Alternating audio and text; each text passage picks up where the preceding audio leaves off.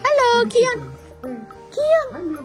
Keputusan kita untuk memiliki anak dan untuk menyusui anak itu adalah keputusan yang sangat bagus ya di dunia ini gitu.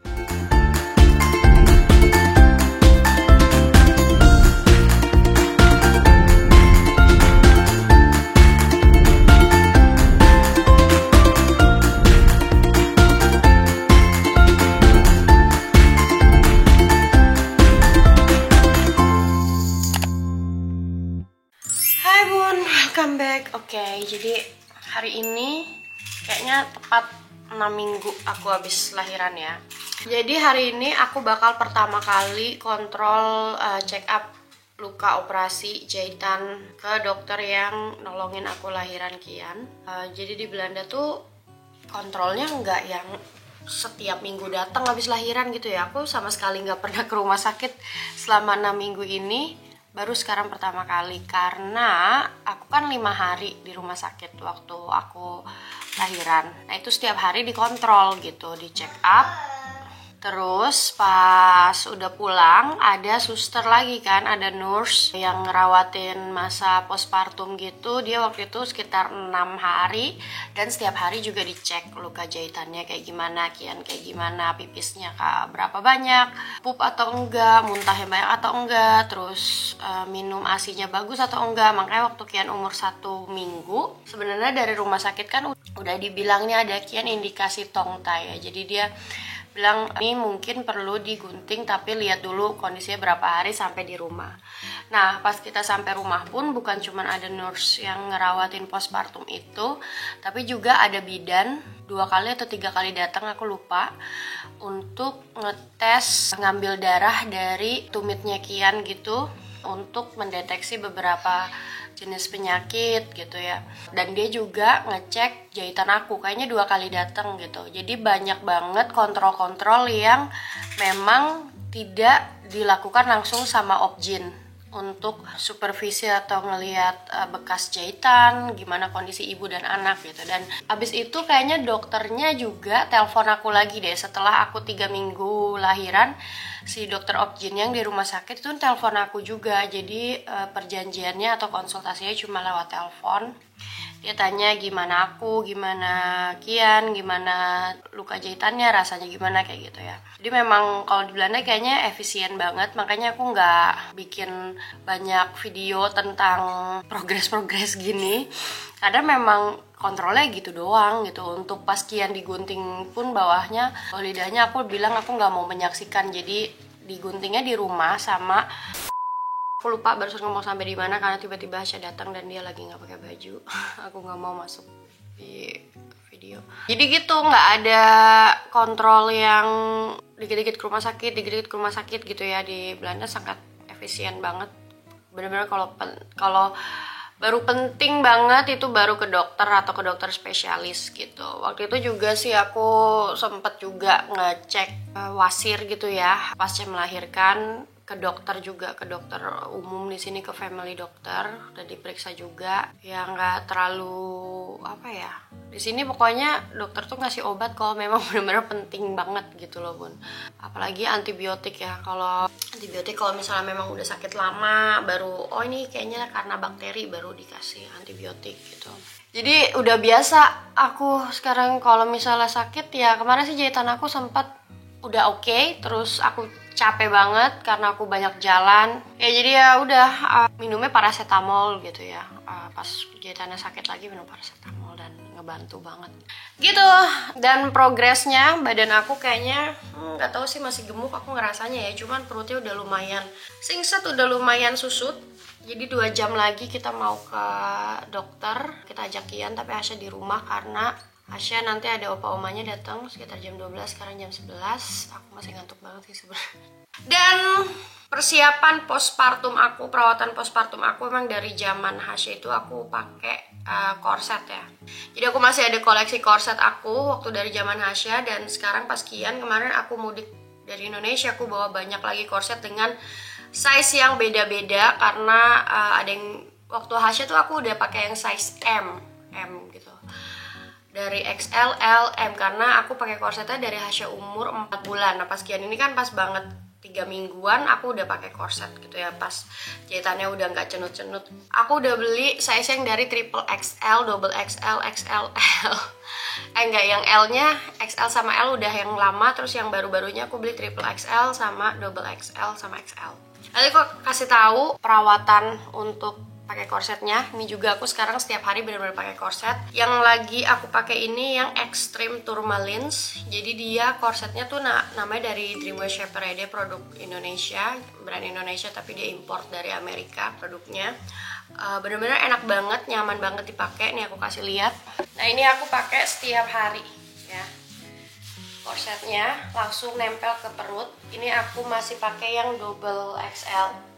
Tapi pas pertama kali aku pakai kaitannya tuh aku pakai yang kaitan ketiga yang paling gede. Nah sekarang setelah 2 mingguan aku udah ganti ke kaitan yang paling kecil karena ini ada 3 kaitan ya. Terus dia ada 29 rangka baja di sini, dan kalau misalnya kita duduk korsetnya tuh nggak ngelipet gitu loh, jadi nggak sakit. Dan yang paling enaknya karena dia ada batu tourmalines-nya, ada ribuan di sini ya. Batu tourmalines-nya kok kalian lihat di sini tuh ada nonjol-nonjolnya, pokoknya di sini tuh ada batu tourmalines-nya. Jadi ketika kita pakai, kita aktivitas, kita jalan, aku gendong Kian kan hampir seharian ya.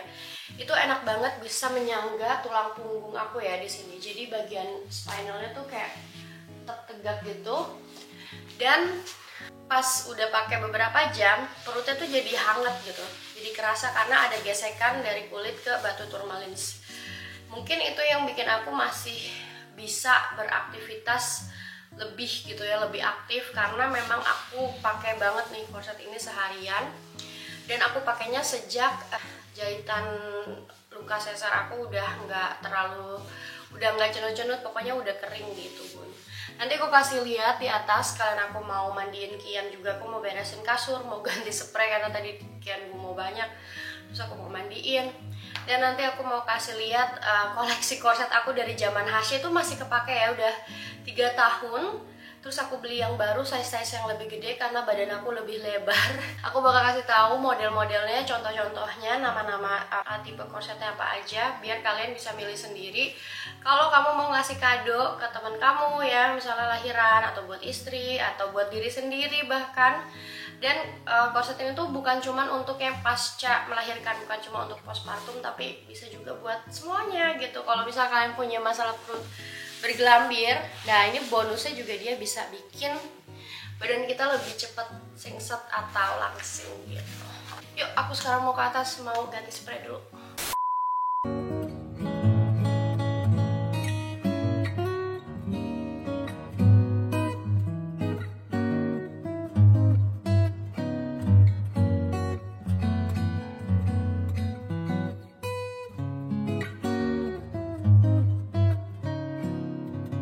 Bun, jadi Kian di mobil sama papahnya parkir dulu, baru nyusul aku karena appointmentnya jam 13.40 dan sekarang udah 13.37, harus on time. Harus scan. Kita udah nunggu, aku ngantuk banget, capek banget ya, pengen tidur. Selalu capek setiap hari karena memproduksi ASI.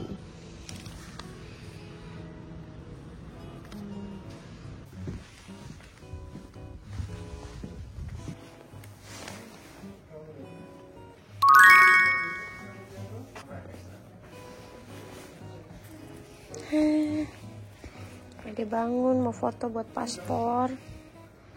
Hey.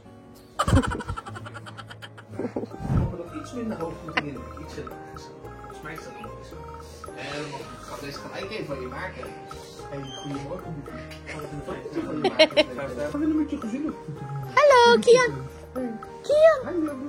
Hey. Een beetje niks. Ja. Hey Kian. Halo. Adek. Ya.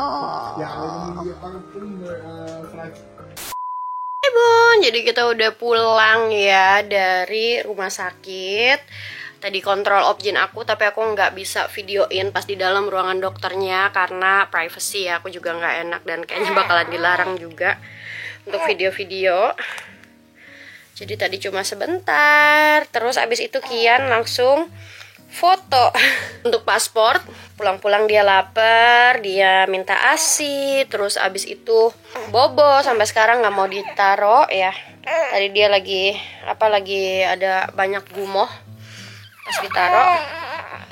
Nah, nangis kayaknya lagi growth spurt karena sekarang pas banget Kian 6 sampai 8 minggu ya. Kian ini sekarang umurnya 6 minggu. Jadi 6 sampai 8 minggu tuh biasanya bayi ada percepatan pertumbuhan di mana dia minta ASI lebih sering, lebih banyak, dan lebih banyak nangis, lebih banyak minta digendong. Enak ya. Ini habis ganti baju tadi karena semua kena basah gumah. Kenapa sayangku? Ya, dan seperti yang aku bilang, aku seharian gini gendong nggak terlalu berasa pegel badan belakang ya, punggung, karena memang aku pakai korset Dreamway Shaper dan ini koleksi aku banyak banget dari zaman aku udah mulai langsing sebelum hamil ya, terus sampai yang sekarang terakhir tadi aku pakai masih yang ini yang double XL, ini yang ada triple XL karena aku sesuaikan dengan berat badan aku. Ya, ini ada yang leggingnya. Pokoknya lengkap banget. Aku punya korset ini. Tuh. Ini juga ada leggingnya buat ganti-ganti. Ya. Ini sengaja lagi aku jembrengin karena beberapa ada yang aku cuci. Terus abis itu aku mau kelompokkan lagi berdasarkan apa namanya size-nya yang triple XL, double XL, XL, L, dan M. Karena kemarin pas aku ke Indonesia terakhir ya, pas aku hamil tuh aku memang beli yang double XL sama triple XL. Karena biasanya kita pakai dari yang size besar dulu ke size kecil gitu, Bun. Dan sekian Kian. Aku memang nggak puasa, nggak bisa, beneran aku nggak bisa nahan lapar. Apa namanya, kalau lagi menyusui, apalagi nyusuinnya tuh kayak baru mulai gitu, masih bayi banget ya, anaknya belum MPASI. Karena dari 0 sampai 6 bulan, ketika anak belum full ASI gitu, badan kita bener-bener membutuhkan banyak energi. Jadi ada sebuah riset penelitian kalau aku ngomong ngos-ngosan, ntar lu duduk aja di sini ngomong ngos-ngosan karena udah banyak jalan. Jadi ada sebuah riset atau penelitian, ketika seorang wanita itu menyusui anaknya, energi yang dibutuhkan untuk memproduksi ASI itu 30% dari energi tubuh. Sedangkan sebagai perbandingan ya, kalau kita kerja seharian, kita pakai otak kita, energinya tuh dari otak yang bekerja itu hanya memakan 20% dari energi tubuh. Itu aja kalau udah kerja seharian kan capek banget ya, karena otaknya udah dipakai gitu. Nah, bayangin ini tuh 30% dari energi tubuh udah hilang untuk memproduksi ASI terus-terusan. Apalagi kalau anaknya lagi growth spurt yang dia setiap jam harus minta ASI, minta digendong, minta ini, minta itu gitu kan ya. Suami aku ngebantuin sih, dia tadi habis lipetin baju, ngurusin cucian, hampir setiap hari dia nyuci. Terus tapi kan kita juga ada Hasya juga butuh perhatian. Di bawah Hasya lagi main PlayStation berdua sama papahnya. Dia nggak main sih, cuma nemenin papanya aja, jadi tim hore gitu. Tapi kan tetap butuh perhatian juga gitu. Jadi kalau kamu para nyumam ya, aku juga nyumam, aku 2 kali terlahir sebagai nyumam walaupun aku udah punya anak pertama.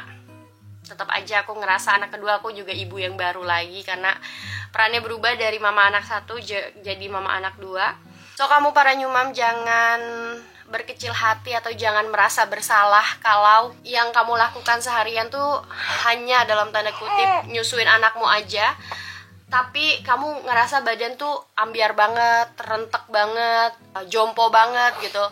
Karena wajar, badan kamu aja tuh udah kerja keras banget untuk memproduksi ASI gitu. Jadi ya nggak apa-apa kalau misalnya rumah berantakan nih, kayak aku kayak gini ya, rumah seadanya berantakan. Makan makanan udah angetan 3 hari, ya nggak apa-apa. Atau terpaksa setiap hari harus order makanan karena memang nggak sempet atau nggak kuat dan nggak bisa megang pekerjaan lain, ya it's okay, nggak apa-apa. Jadi jangan pernah ngerasa bersalah, karena keputusan kita untuk memiliki anak dan untuk menyusui anak itu adalah keputusan yang sangat bagus ya di dunia ini gitu. Maksudnya untuk memiliki anak ada keputusan yang sangat panjang komitmennya sampai seumur hidup, dan untuk kita memutuskan memberikan ASI itu juga keputusan yang sangat berharga untuk kehidupan anak kita. Gimana kita bisa menumbuhkan dia menjadi seorang manusia gitu ya, setiap hari, setiap saat kita susuin gitu teman-teman.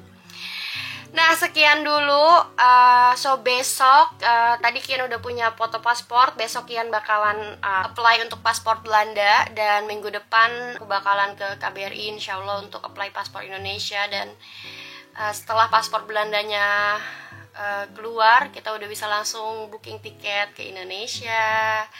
So thanks for watching ya bun, semoga teman-teman bisa dapat sesuatu yang positif dari video hari ini, and semangat terus. I see you guys in my next video. Bye bye, Assalamualaikum.